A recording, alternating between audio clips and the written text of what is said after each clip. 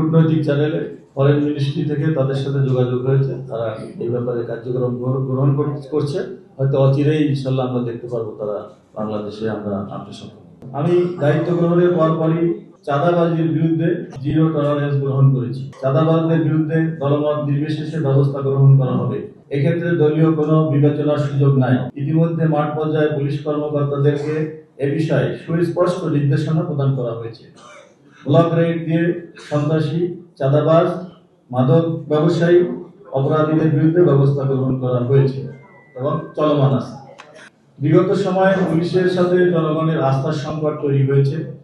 জন আস্থা পুনরুদ্ধারে আমাদেরকে সচেষ্ট থাকতে হবে। এই জন্য প্রতিটি জেলা সদরে থানাকে জিরো কমপ্লেইন থানা হিসাবে আমরা প্রতিষ্ঠিত করতে চাই।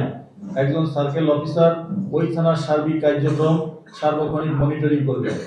আমরা এমনভাবে জনগণকে সেবা দিতে চাই যাতে থানায় আগত মানুষ হাসি মুখে থানা থেকে ফিরে যেতে পারে, পুলিশের বিরুদ্ধে যাতে কোনো ধরনের কমপ্লেইন না থাকে।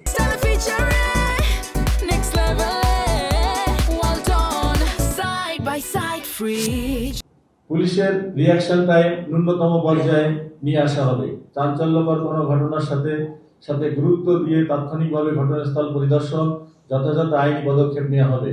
গণধর্ষণ, ধর্ষণ সহ নারীর প্রতি সহিংসতা রোধে কার্যকর ব্যবস্থা গ্রহণ করা হবে। আমরা সিআইডিকে আরো আধুনিকীকরণের মাধ্যমে মামলা তদন্তের গুণগত মান বাড়াতে চাই। মামলার তদন্তকাজ দ্রুত সম্পন্ন করে প্রকৃত অপরাধীদের বিচার নিশ্চিত করতে আমরা অঙ্গীকারবদ্ধ। প্রিয় সাংবাদিকবৃন্দ, আর কিছুদিন পরেই পবিত্র ঈদ উল ফিতর উদযাপিত হবে।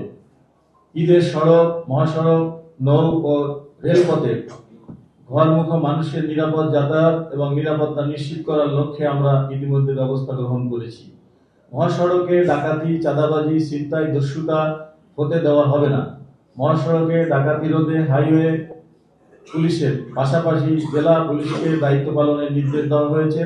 র্যাবও মহাসড়কে দায়িত্ব পালন করছে। দেশের প্রধান মার্কেটে নিরাপত্তা জোরদার করা হয়েছে। চুরি, ছিনতাই রোধে কার্যকর ব্যবস্থা গ্রহণ করা হয়েছে। প্রিয় সাংবাদিকবৃন্দ, ঈদকে সামনে রেখে পোশাক শিল্পের শ্রমিক কর্মচারীদের বেতন ভাতা নিয়ে প্রায় এক ধরনের অসন্তোষ তৈরি হয়, যা আইন শৃঙ্খলার ক্ষেত্রে বিরূপ প্রভাব ফেলে। আসন্ন ঈদে শ্রমিক কর্মচারীদের বেতন ভাতা নিয়ে অসন্তোষ তৈরির আশঙ্কা রয়েছে। এমন গার্মেন্টস শিল্প প্রতিষ্ঠান চিহ্নিতকরণের পাশাপাশি শ্রমিক নেতা, মালিক, বিজিএমই, বিকেএমইর সাথে সমন্বয়ের মাধ্যমে সমস্যা সমাধানের প্রয়োজনীয় উদ্যোগ গ্রহণ করা হয়েছে। ইতিমধ্যে গতকাল স্বরাষ্ট্রমন্ত্রী মহোদয়ের নেতৃত্বে স্বরাষ্ট্র মন্ত্রণালয়ে আপনারা সেখানে ছিলেন, আপনারা সেখান থেকেও ব্রিফিং পেয়েছেন। ভারত দাবি করছে যে তারা দুজন প্রধান সন্দেহভাজনকে, প্রধান আসামিকে গ্রেফতার করেছে। ভারতের গণমাধ্যমে খবরটি বেশ জোরে সোরে প্রচারিত হয়েছে। আমার প্রশ্নের প্রথম অংশ হচ্ছে, এ ব্যাপারে আপনাদেরকে ভারতের পক্ষ থেকে জানানো হয়েছে কিনা, জানিয়ে থাকলে ওই দুই আসামিকে বাংলাদেশে আনার ব্যাপারে কি পদক্ষেপ নেওয়া হবে? কারণ অভিবাসী আইনে ভারত গতকালকে ওই দুই আসামিকে 14 দিনের রিমান্ড দিয়েছে, যেটা বিরল ঘটনা। এতে আমাদের মনে হতেই পারে যে ভারত ওই দুই আসামিকে ফেরত দিতে বিলম্ব করবে। যে ভারত আপনাদেরকে জানিয়েছে কিনা এবং জানিয়ে থাকলে তাদেরকে ফেরত আনার ব্যাপারে কি ব্যবস্থা নেওয়া হয়েছে? এটা কূটনৈতিক চ্যানেলে ফরেন মিনিস্ট্রি থেকে তাদের সাথে যোগাযোগ হয়েছে, তারা এই ব্যাপারে কার্যক্রম গ্রহণ করছে।